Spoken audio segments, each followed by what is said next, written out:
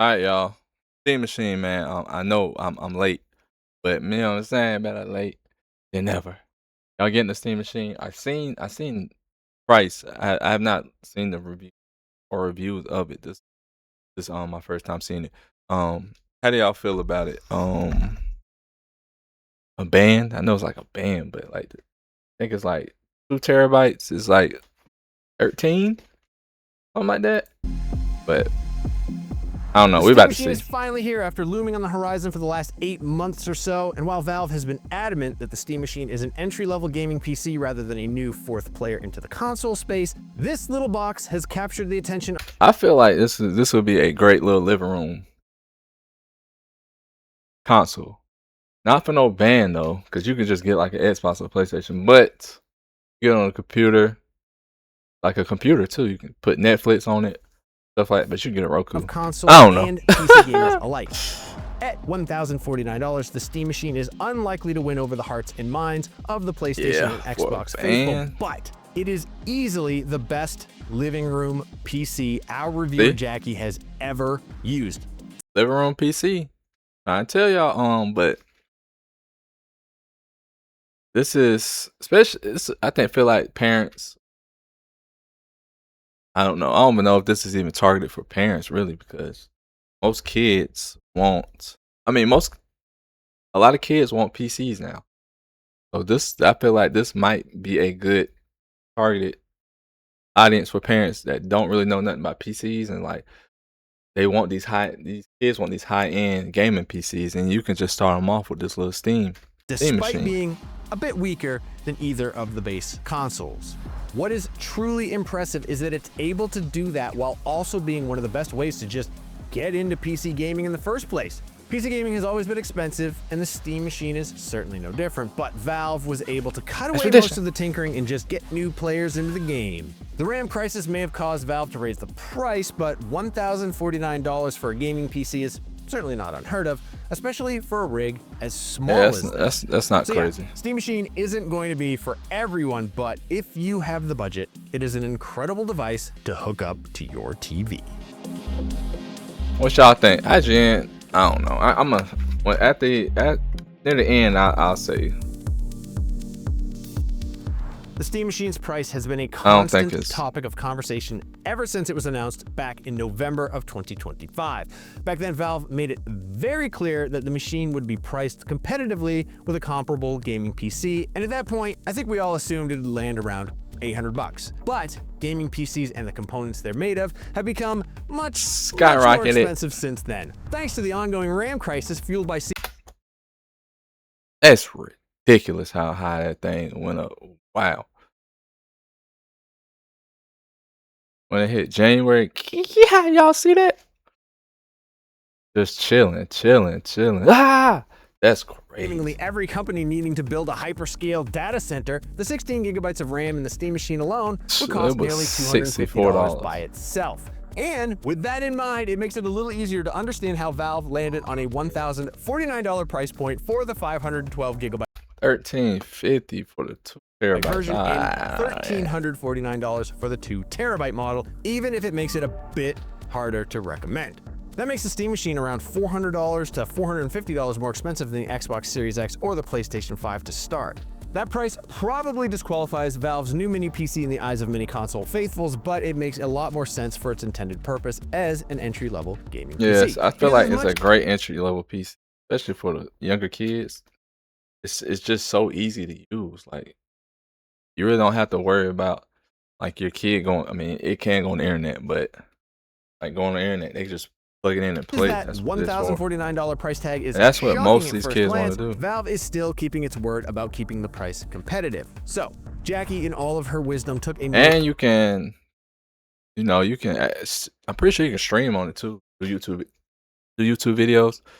It sounds like something more in my league, because I don't really play PC games like that. I do, but my gaming PC is trash. This is actually okay. They actually did price out a similarly spec'd gaming PC on PC Part Picker. Okay, so basically the same amount of money for a gaming PC. This came with the case too. And it ended up being around $1,050. And that's with a full-sized ATX PC case rather than the Steam Machine's tiny little cube. I love the Steam Little Machine. fella. Whether you're just I getting love into how it PC gaming looks. and need a low-effort starting point, or if you already have a huge Steam library and you need a mini gaming PC for your living room, the Steam Machine is arguably a pretty good deal. Especially because unlike most gaming PCs, the Steam Machine is ready to play games as soon as it boots up for the first time. And well, time is money. At least that's what my grandpa always used to say. He sold Time is clocks. money. Right out of the box, the Steam Machine doesn't look like much. It's a little cube, about 6 inches on each side with an RGB light bar across the bottom. And that's one of the main appeals about this little PC. At the beginning of this console generation, the PS5 and the Xbox Series X both had out-of-this-world designs. The PS5 looks like some fancy space-age building in a gentrified neighborhood, I hate the way the PS5 looks. while the Xbox Series X looked like a mini fridge with green accents in the Love the way the Xbox looks. I'm not even being biased. vents. I promise. Depending on your sensibilities, the Steam Machine is so small and unassuming that it might be the first console that's not a console that actually blends in with the rest of your ugly. entertainment center. Everything black about the on. Steam Machine's design seems That red ugly purpose-built too. to blend into your living room down to the cooling. There's only a single fan on this thing located in the rear of the device. Now, that doesn't sound like enough, but most of this cube is just a giant heat sink that takes cold air from the front of the device and passes it directly out of the back. Just take off the magnetic faceplate and peek inside, and you'll see just a block of aluminum fins to that effect. This is such a simple cooling solution in theory, but it immediately solves the overheating problems of anyone that just wants to shove their console on a shelf and forget about it. You don't have to worry about keeping the sides of the Steam Machine free to let it breathe because the only air intake is in the front of the console, which then spits hot air out of the back. And you're gonna want both the front and the back of the device clear anyway to access the ports. There are 3 ports on the front of the Steam Machine. 2 USB-A ports to connect controllers or other peripherals, and a micro SD card right. reader. The SD card in the front is good. Now, Jackie loved that the card reader is in the front there because if you already have a Steam Deck, you can just swap the SD card carrying your game library See? between the two. I wonder if you can use your Steam Deck as a controller, or if you can use your Steam Deck like as like remote play it. That'd be Immediate dope access too. to whatever you are playing. Just like Like any remote play desktop your Steam PC, there Machine are to your. way more ports around Deck. the back. There's an That'd HDMI be cool. and a display port for displays, along with a power connector, an Ethernet port, 2 USB-A ports, and a USB-C port. Now that is admittedly less than a lot of full-sized PCs, but with the size of the Steam Machine, it's hard to expect anything more. It's important to note though, the power connector is the same as what's found on other game consoles like the PS5 and the Xbox Series X. That definitely helped a lot when Jackie was testing this because it just kind of Where is Jackie at? Hey Jackie, where you at? slotted right into her setup, but Where it is also she? means that the power connector will be super easy to replace, as there are a ton of cheap power connectors you can buy online for this thing. I have like 15 of them laying around behind me. If you don't necessarily want the I Steam wouldn't Machine get no blended cheap into the background, the power faceplate is connector, though. swappable. It's attached by magnets on each of the 4 corners, and the machine comes with a plain black one pre-installed. If you have the cash for the 2TB model, it'll come with 2 extra faceplates, Mr. Moneybags. But because the attachment is just so simple, Jackie fully expects there's going to be a little cottage industry that springs up selling 3D printed faceplates with all kinds of wild designs. There's also the RGB light strip at the bottom of the device. By default, this acts as sort of a status indicator, glowing blue when the PC is on and blinking white when it's trying to go to sleep. You can go into the customization menu and either turn the light off entirely or change it to any color or effect you want. That's pretty cool. Definitely would change So it. it'd be easy to dismiss know. the Steam What Machine color, as an though? overpriced console, but it is so much more than that. There's a reason that Valve repeatedly hammered home the idea that this is intended to be a gaming PC. So it looks like, see, it looks like he's streaming right now. So I don't know. That's got the Steam Stream Deck right It can there. I do don't know. so much more than just crazy. play games. Now, It is true, the PS5 and Xbox have a slew of different apps that extend their utility. A lot of these boil down to watching Netflix or something similar. The Steam Machine, on the other hand, it's just a Linux PC that launches in Steam Big Picture mode, so the possibilities are basically endless. You're not going to find much in the way of ready-to-install entertainment apps, but even without swapping the operating system over to Windows, which you can do, you can install a bevy of different programs. Yeah, you can just use it to watch Netflix through the Chrome browser if you want, but you can also plug in a keyboard and mouse and code on this thing. Admittedly, that narrows down the appeal of the Steam Machine a little bit. People who just want a little entertainment box might be better served with a traditional console, but look, Jackie doesn't think that necessarily matters, and I agree with her. One of the beautiful things about PC gaming, and one of the reasons PC gamers are so it's just for that to be a little entertainment. Nah, not for no band. Get a Roku, play games on Roku too. Nah, but if I had a band to like throw away, yeah, I would get one of these, put it in the living room. But attached to their machines is because a great gaming PC becomes a sort of an appliance in your home. So, we already mentioned how well the Steam Machine fits into an entertainment center, but the small size and unassuming aesthetics also makes it a great fit on any desk. Simply plug in a keyboard and a mouse, and the Steam Machine is powerful enough to be a little mini workstation, especially for lighter tasks like coding or writing. That's probably a big reason why Valve wasn't able to use sales from the Steam store to subsidize the cost of the Steam Machine. Even without playing games, the Steam Machine is just a great little mini gaming PC. And in that world, the $1,049 dang, somebody healing, boy. Price that is 92 so high man compared to a game console 14 man actually starts looking like a bit of a healer. I'm assuming they were healing. Being more of a gaming PC than a game console doesn't mean that the Steam Machine carries the same kind of baggage as Windows 11 devices. Thank God! Just like the Steam Deck before, Valve's mini PC is basically plug and play. As soon as you boot it up, it'll pull up a login screen that you can get past simply by scanning a QR code with a Steam mobile app. Yeah. And then you're just in Steam Big Picture mode, where you can start downloading and playing games like God intended, or Gabe intended, I guess is the correct thing to say.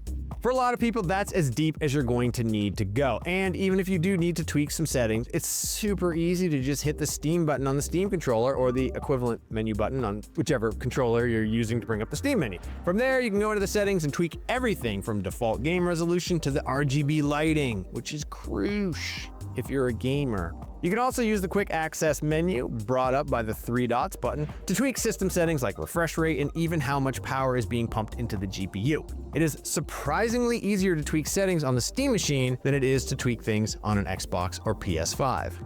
Of course, you can go into the Linux desktop and really get into the weeds. But unless you really want to add your Epic Games or other games libraries, you probably never have to even look at the desktop if you don't want to.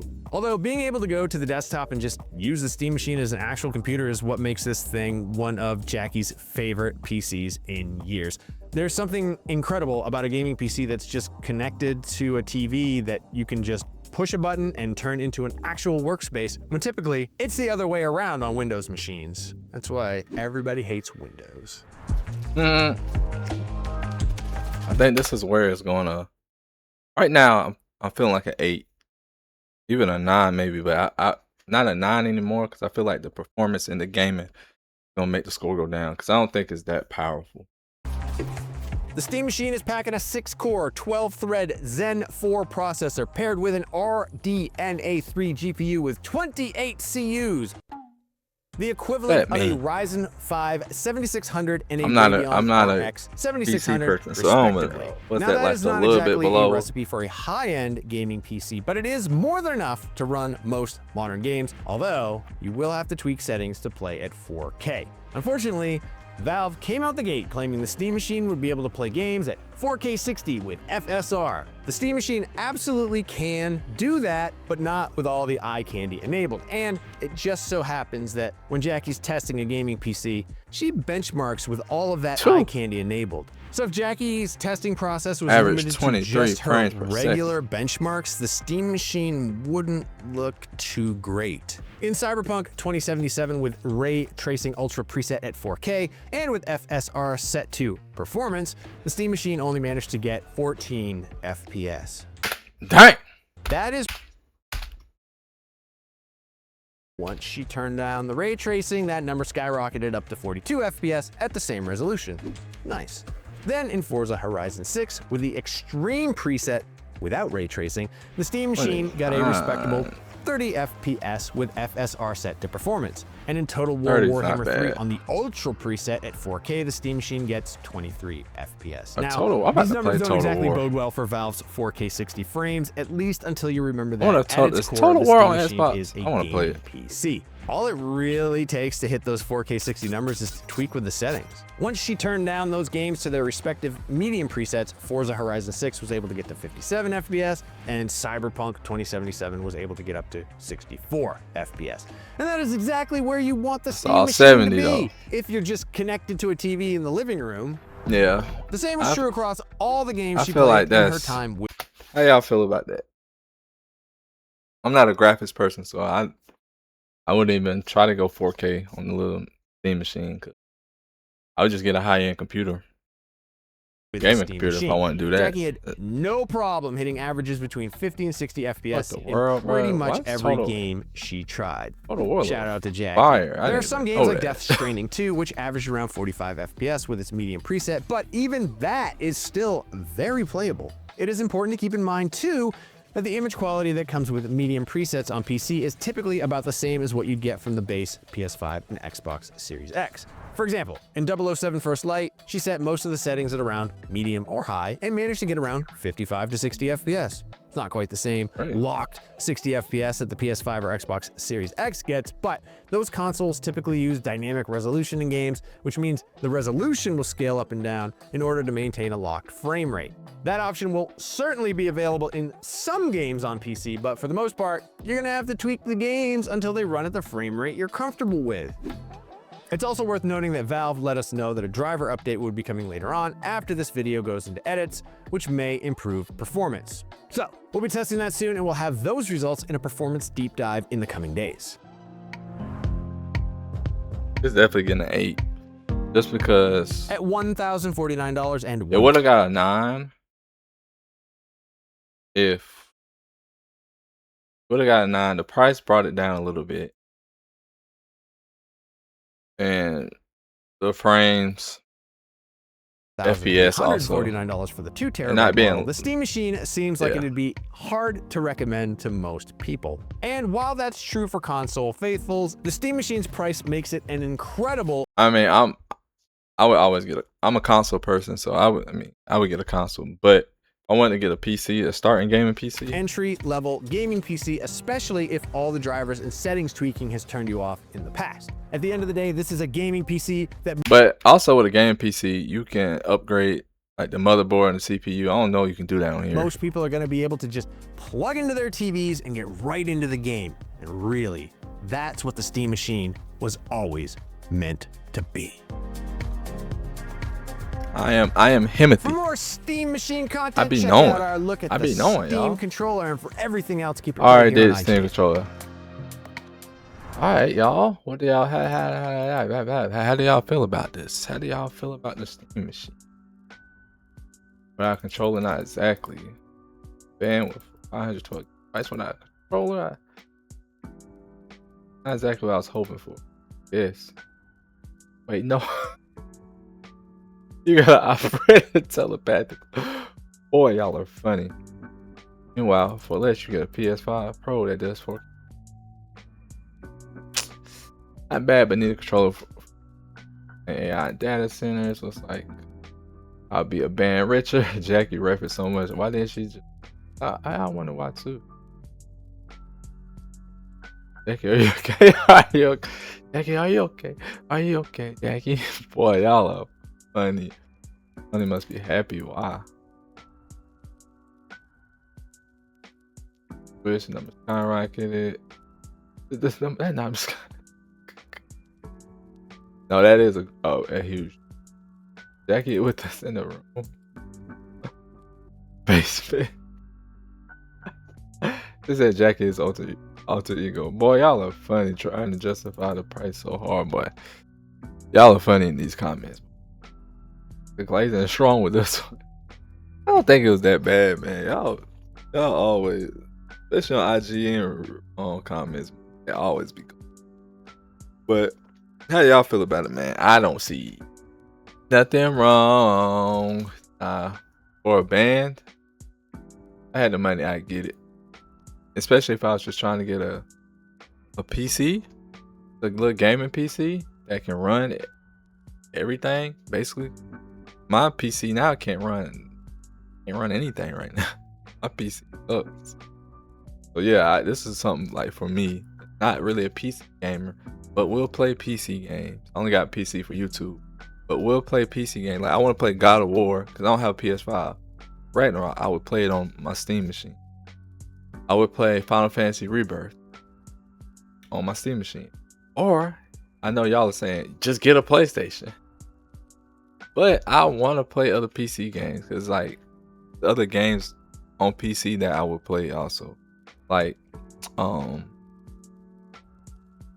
those like Repo and all those games that you can play with your friends. You know, they already see me playing.